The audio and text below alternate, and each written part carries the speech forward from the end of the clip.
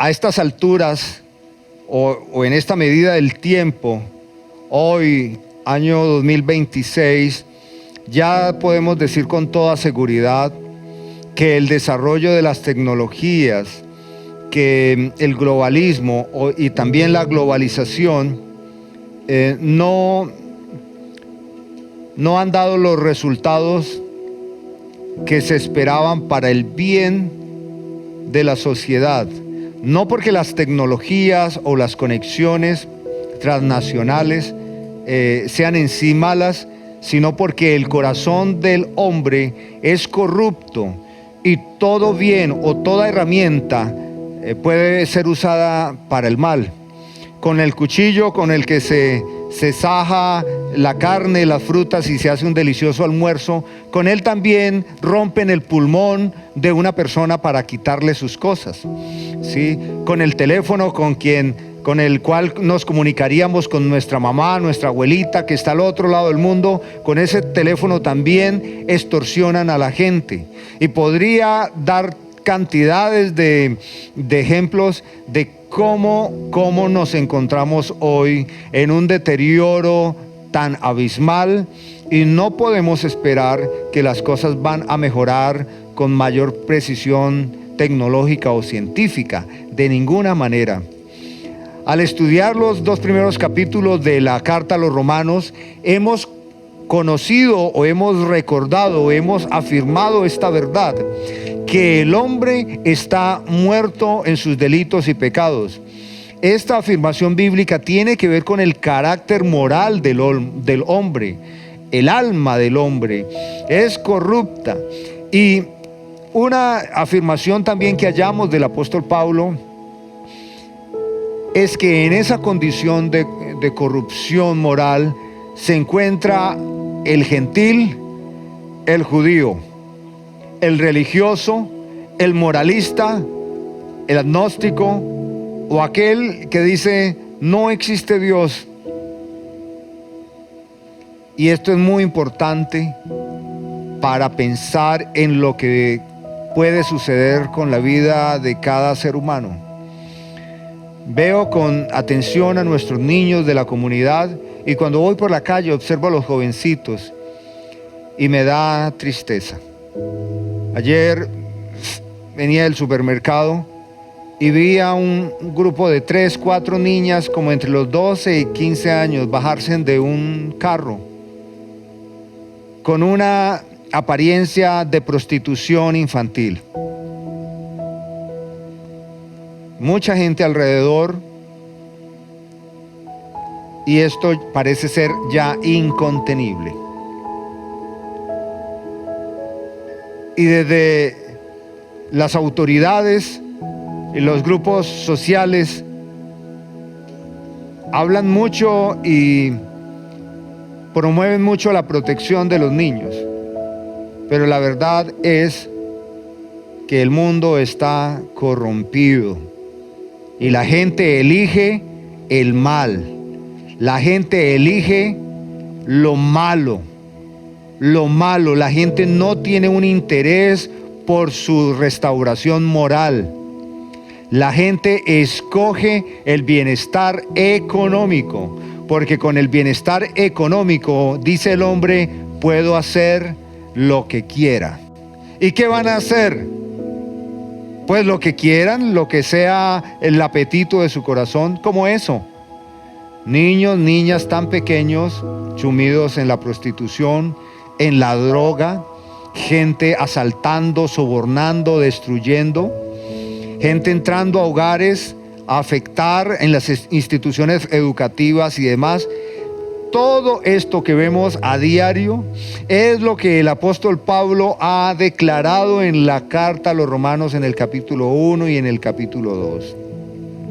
En el capítulo 3, Pablo hace una pregunta: entonces, ¿qué ventaja tiene ser judíos si tanto judíos como gentiles todos estamos bajo el justo juicio de Dios?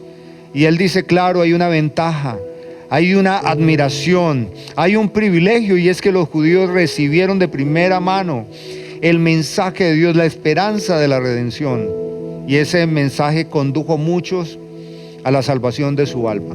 Y los judíos tenían el deber de influir en la sociedad con el evangelio de la esperanza de aquel que vendría. Y todos aquellos, como judíos como no judíos, que creyeron en esperanza lo que había de venir, fueron salvos por el que había de venir, Jesucristo. Ahora, ¿qué es de nosotros? Nosotros no tenemos un mensaje de esperanza, de algo que haya de venir, de un Salvador, de un Redentor que quizás venga en algún momento. Como en estas semanas muchas personas esperan que un candidato que haya de venir vaya a salvar este país, y no lo van a poder hacer. Nuestra esperanza no está en lo que ha de venir, sino de aquel que ya vino y consumó, de Jesucristo, nuestro Salvador. Ahora, a partir del capítulo 3 y el versículo 21, se nos ve casi como un cambio de dirección, como una bisagra que le da apertura a esa puerta angosta que dice Jesús que conduce a la vida eterna. Fíjese esta coyuntura gramatical, capítulo 3, versículo 21. Pero ahora. Y cuando inicié esta carta les dije que la carta a los romanos es la carta del evangelio de salvación, la buena noticia. Pero que la buena noticia implica una mala noticia. La mala noticia es la realidad del hombre, insuperable. La realidad del hombre, imposible de restaurar.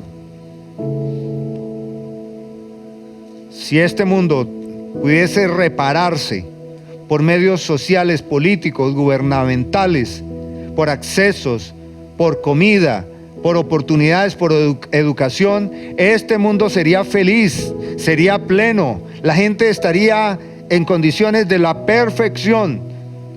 Pero llevamos más de 5,000 años donde siempre hay guerras y maldades e injusticias.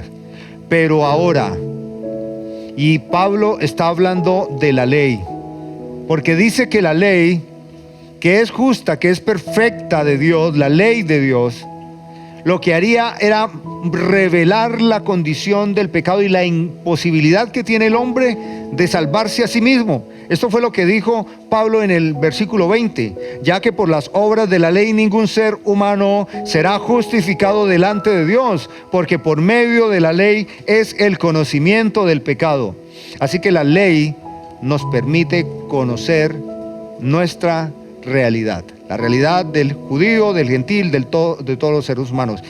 Y fíjese, qué coincidencia que los seres humanos aborrecen el evangelio, aborrecen esta ley, la Biblia. ¿Cómo coincide que a lo largo de la historia este libro haya tenido más enemigos que el peor de los bandidos que haya parido esta tierra? La Biblia. La Biblia, la palabra de Dios que revela la ley de Dios, tiene tantos enemigos y ha sido objeto de destrucción, porque la ley es como un espejo donde nos ponemos frente a ella y nos deja ver que no hay justo ni aún uno, ninguno de ustedes, ni yo tampoco. Es más, la ley nos muestra el precioso rostro de Dios, las manos tiernas y laboriosas de Cristo, los pies polvorientos, cansados y esforzados del divino Maestro, y la imposibilidad de nosotros asemejarnos a Él desde nuestras propias inclinaciones. Esto es la ley perfecta de Dios. Hagamos un repaso de ella. Salmo capítulo 19. Salmo capítulo 19.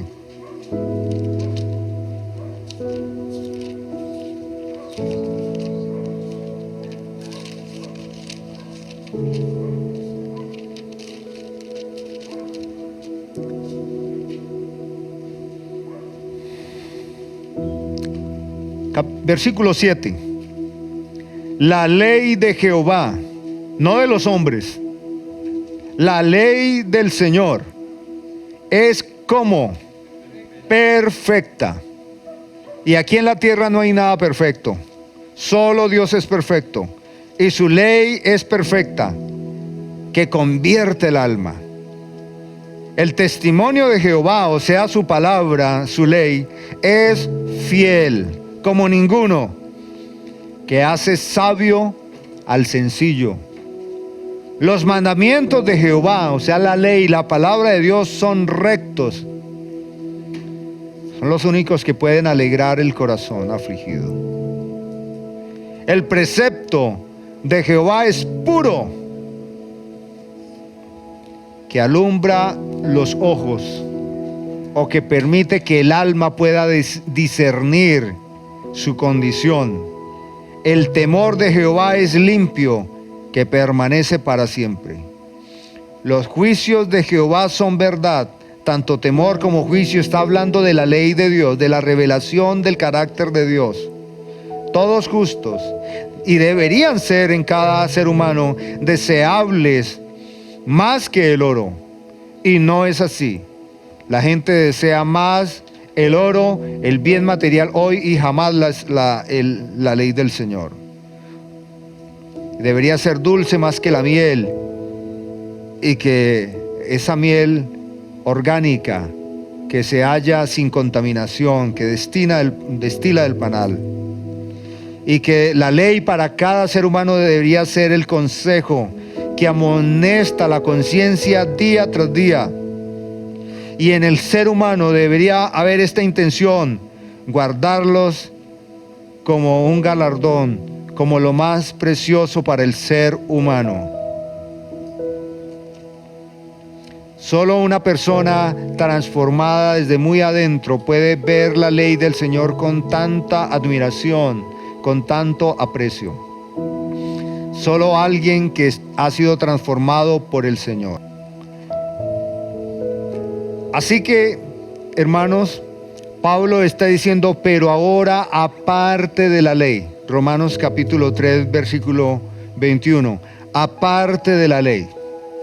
¿Qué entenderíamos aquí? Que hay otra opción, otra posibilidad, un tesoro diferente que puede superar la ley de la que habla David, el regocijo del corazón de alguien que ha sido redimido.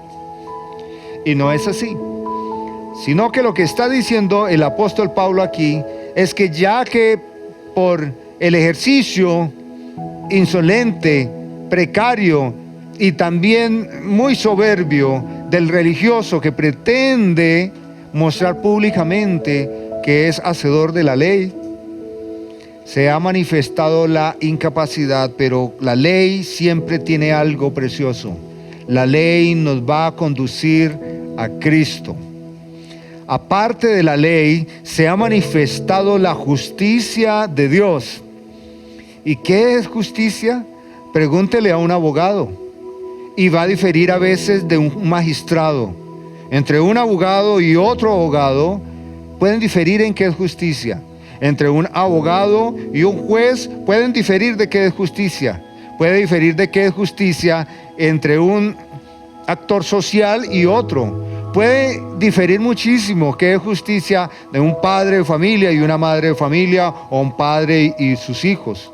Porque pareciera como que el concepto de justicia es tan orgánico como propio de cada quien, como si cada uno de nosotros pudiese determinar qué es justicia.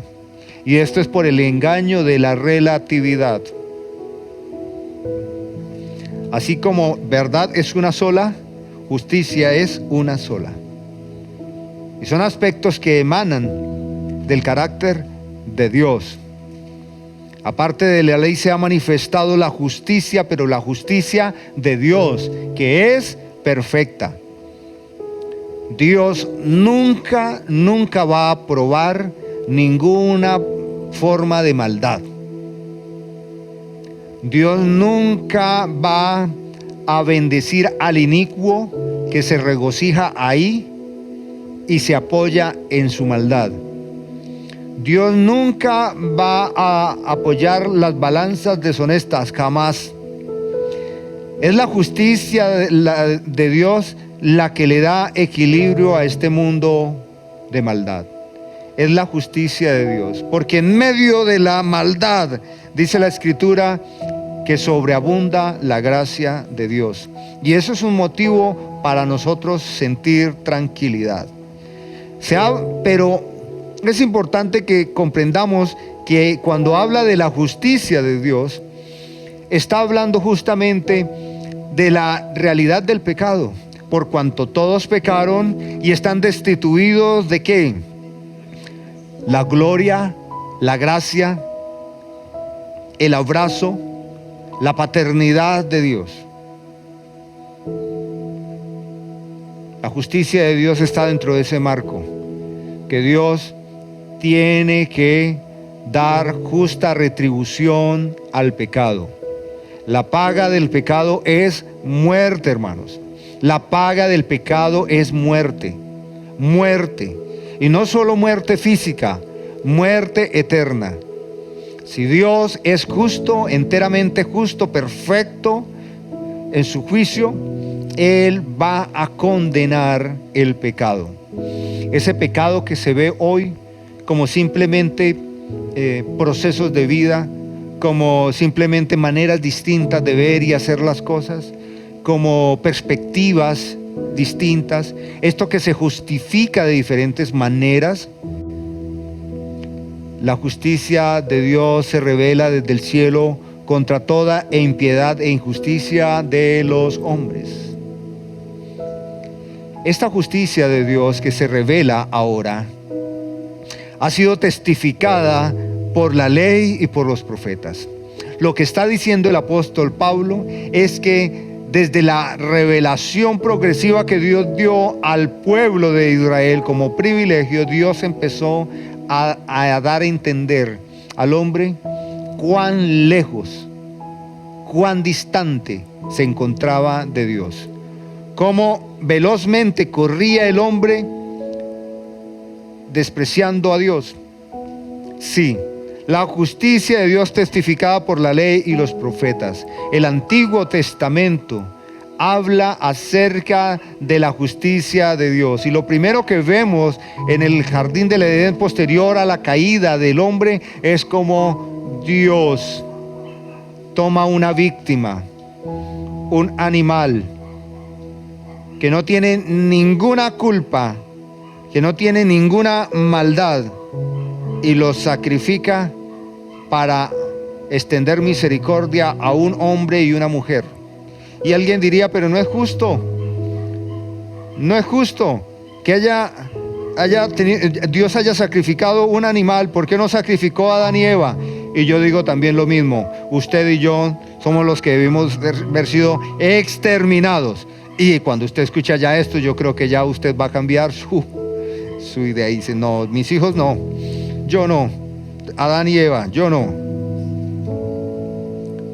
Pero desde el Antiguo Testamento Dios estaba comunicando su dolor, su tristeza y su ira contra el hombre que con maldad y con soberbia desprecia y da la espalda al Señor. Y esa justicia manifestada como el mensaje de salvación a través de los profetas en el Antiguo Testamento. La justicia de Dios por medio de la fe en Cristo Jesús. Y Pablo entonces, como dicen los jugadores de póker, abre las cartas, las barajas, y aclara entonces esto. Claro que sí, no hay justo ni aún uno. No hay nadie entonces que se pueda justificar delante de Dios, porque la ley de Dios es tan perfecta, imposible de asimilar, cumplir satisfactoriamente por el hombre. Así que la justicia de Dios que se anunció en la ley, en el Antiguo Testamento por los profetas, esa justicia de Dios es por medio de la fe en Jesucristo. Y aquí hay dos entonces términos grandísimos. De hecho, este fragmento está tan cargado de conceptos teológicos. La justicia que es por medio de la fe. ¿Y la fe en quién? Pues el religioso tenía la fe en sí mismo. El moralista tenía la fe en sí mismo. ¿Me explico? El religioso decía, yo oro, yo voy a misa, yo doy diezmos de todas las cosas. ¿Recuerdan ustedes los fariseos que decían, yo doy diezmo hasta del comino de todas las cosas? Yo no le hago mal a nadie. El moralista, el religioso, tenía su confianza en sí mismo y pensaba que por sus obras sería, ¿qué? Justificado. Pero lo que dice el apóstol Pablo es que ya que es imposible por la condición caída del hombre, la única manera de que Dios revela la justicia y que nosotros seamos absueltos de nuestra justa condena es Jesucristo, pero es por medio de la fe. ¿Qué es la fe? El autor de Hebreos dice que la fe es la certeza de lo que se espera, que es la convicción de lo que no se ve. Así lo dice, y dice que por ella, por esa fe, fueron salvos los profetas, los héroes de la fe, antaño, los que leemos allá en el Antiguo Testamento. Toda persona que experimenta el arrepentimiento genuino, que es ese momento donde el Espíritu Santo le libera y le permite ver su condición, esa persona experimenta el don de la fe, que es creer en lo que no ve. Y cada creyente hoy es bendecido y es bienaventurado aquellos que sin ver a Cristo clavado en la cruz, sin ver a Cristo desangrado, sin ver el puño de Dios golpeando con toda severidad sobre la existencia del humanado Cristo, todos aquellos que creemos sin ver con nuestros ojos ese impacto tan aterrador, todos nosotros somos justificados.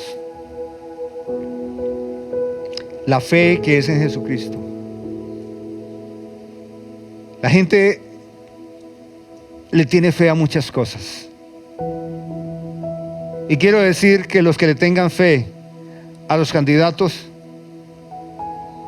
están colocando su fe en una cuerda floja, muy débil y que se rompe. Y con esto no quiero desalentar.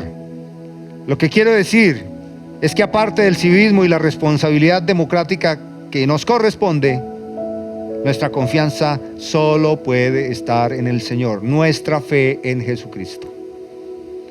Porque como lo dijo alguien, al creyente, por mal que le vaya en esta vida, le va muy bien.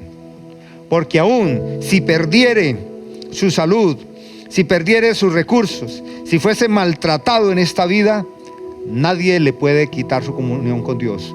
Pablo lo dice. Hermanos, ¿qué pasa? ¿Qué importa si alguien rompe el cuerpo, si alguien mata el cuerpo, si nuestra alma es inmortal? Nuestra esperanza en Jesucristo. Y este es el misterio del Evangelio, que toda persona que escuche esta disertación y no puede entender el amor eterno, el amor perfecto y derrochador de Dios en el sentido de sin límites sobre nosotros, en Cristo Jesús, todo aquel que no lo entiende no tiene el Espíritu de Dios. Porque esta es la noticia más grande, que Jesucristo es nuestro Salvador. ¿Y por qué? Porque el justo juicio de Dios se aplicó en Él. Lo que no sucedería con nosotros. Si una persona es juzgada por Dios, no hay manera de que siendo juzgado pague sus pecados, pague sus delitos. No hay manera. No hay manera. El infierno no es un lugar para pagar los pecados, hermanos. Es el lugar de condena perpetua por los pecados. Porque aunque la paga del pecado es muerte, la única muerte que puede satisfacer el justo juicio de Dios es la muerte de alguien justo.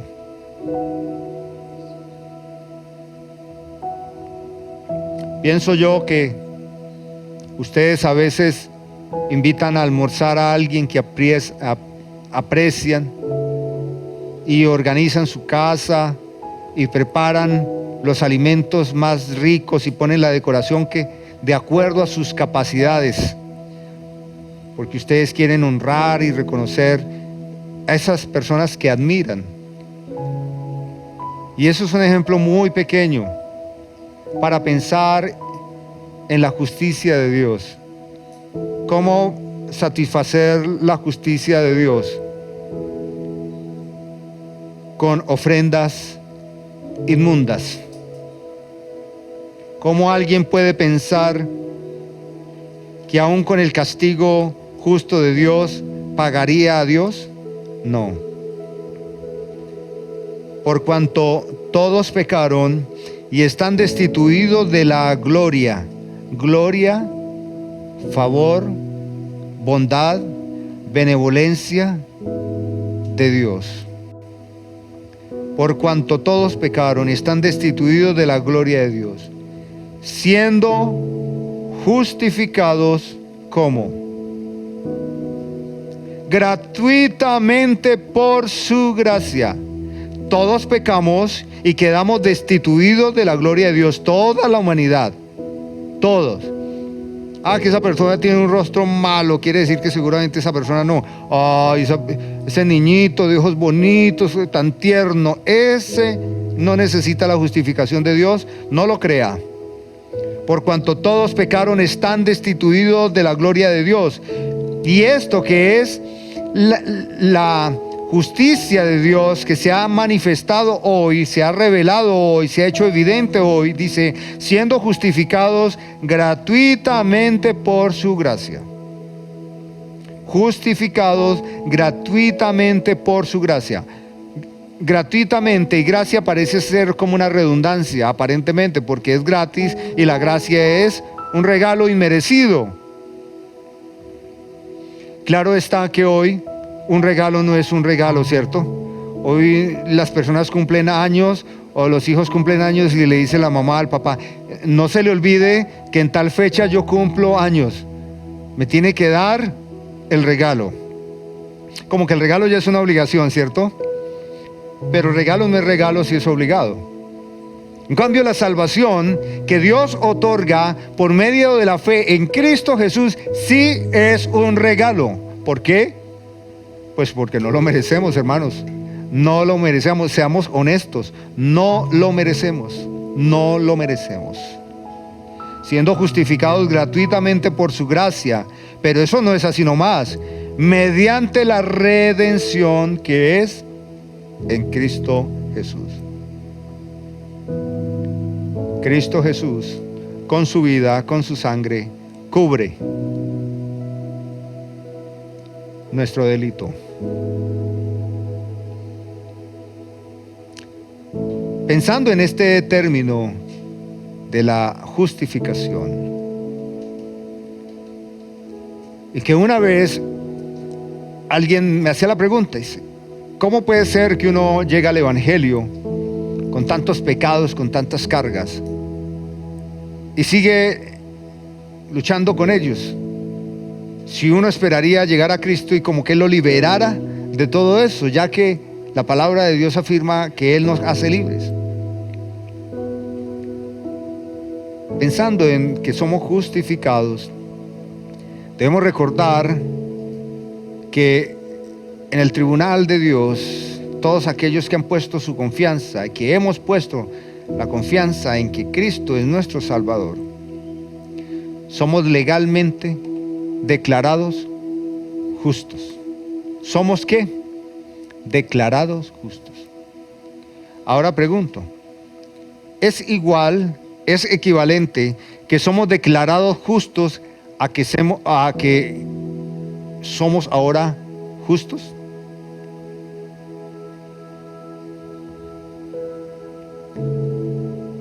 Es un concepto forense, donde somos declarados, legalmente somos ahora justos ante el justo juicio de Dios. Pero el justo y el que justifica es Cristo. Por eso es que el creyente nunca podría decir que ahora que ha puesto su confianza en Cristo y que reconoce que el Señor Jesucristo es su sustituto, podría vivir de forma vulgar, deshonesta. No, de ninguna manera. Porque aquel que nos justificó es nuestra meta. Él es justo. Nosotros no, hermanos. Somos declarados justos. Hemos sido absueltos, pero no porque Dios dijo, bueno, voy a hacer un alto en la historia. Yo quiero darles una buena noticia, voy a dejar así las cosas. Dios no dejó las cosas así. Dios, que es justo, Él hizo justicia. Así que, hermanos, somos declarados, y esto debería ser un motivo extremadamente importante en cada uno de nosotros para entregar todos los días nuestra conducta delante de Dios, nuestra vida delante de Dios. Porque si pudiésemos ver al ejército del reino de los cielos andar por las calles recogiendo reos de muerte, y usted va caminando, ellos no le pedirían a ustedes su ciudadanía del cielo. A ver, señor, muéstreme su cédula, voy a verificar. Porque aún si lo hiciera, en el sistema del reino de los cielos, en el libro de la vida, aparecería Emanuel declarado justo, y usted no iría al calabozo. Somos declarados. Pero usted diría, caminando al ver ese ejército glorioso del Dios, decir, oh Señor, qué misericordioso has sido conmigo, que yo no soy ni merezco tan grande perdón, tan bondadosa justificación, no lo merezco.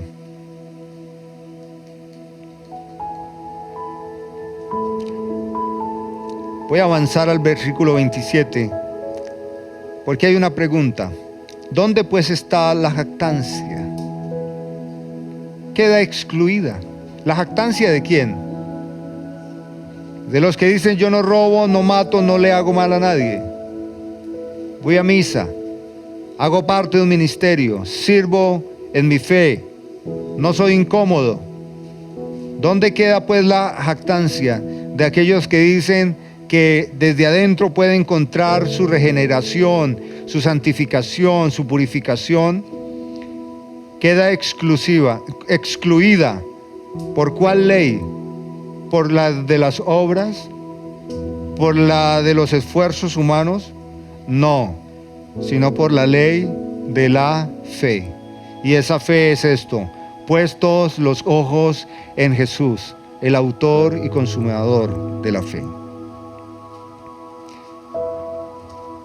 Él también es el autor y consumador de la vida. En Jesucristo se halla la vida abundante. Hermanos, este tema es tan importante para nosotros, para nuestros hijos, para esta sociedad que va en caída acelerada. Pero el misterio es este, o el aparente misterio. Parece como un muro grandísimo, inmenso, casi imposible de derribar, que supera al individuo y no puede ver la gracia de Dios que le llama a la salvación, que es en Cristo y solo en Jesucristo. Es necio todo aquel que dice que todo camino conduce a Dios.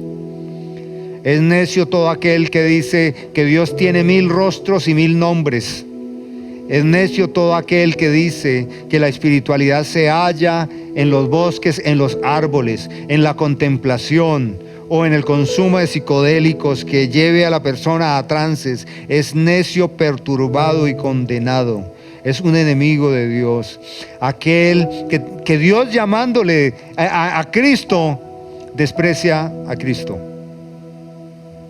Y Jesús En medio de todo ese desplante inmoral, Él sigue con sus manos extendidas. Él sigue con sus manos extendidas. Hasta el último día de este siglo o de esta creación o de la existencia humana, Cristo seguirá con sus brazos lacerados, extendidos, porque todo aquel que pone su confianza, su fe en Él, no será defraudado. Eso es lo que para el hombre es irrisorio, que mi alma es salva por poner mi confianza en un hombre histórico. La gente dice no, eso es simplista. La salvación tiene que provenir de mi identificación espiritual. Dios la pone tan fácil como que el mundo no tenga excusa. Y es tan fácil como que no podría yo añadir nada a mi salvación. Concluimos pues que el hombre es justificado por fe, sin las obras de la ley. ¿Es Dios solamente Dios de judíos? ¿No es también Dios de gentiles? Ciertamente también de los gentiles, porque Dios es uno, y Él justificará por la fe a los de la circuncisión y por medio de la fe, porque solo hay un camino, a los incircuncisos. Luego, por la fe invalidamos la ley. De ninguna manera, porque la ley nos muestra y nos lleva a Cristo. En ninguna manera, sino que confirmamos la ley. Que Dios es santo, que Dios es perfecto y que nosotros no tenemos cualidades, pero que tenemos un mediador. Tenemos a Cristo, nuestro Salvador.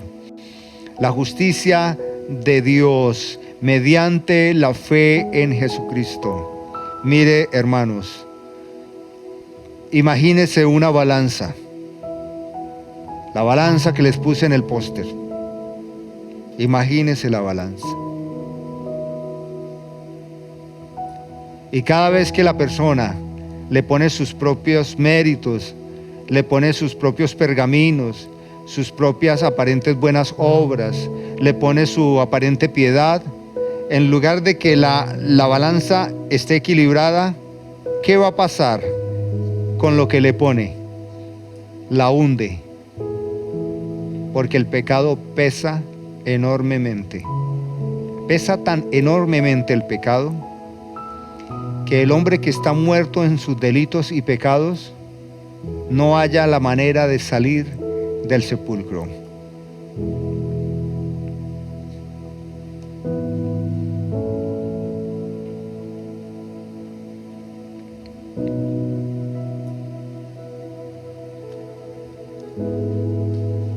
Precioso Padre,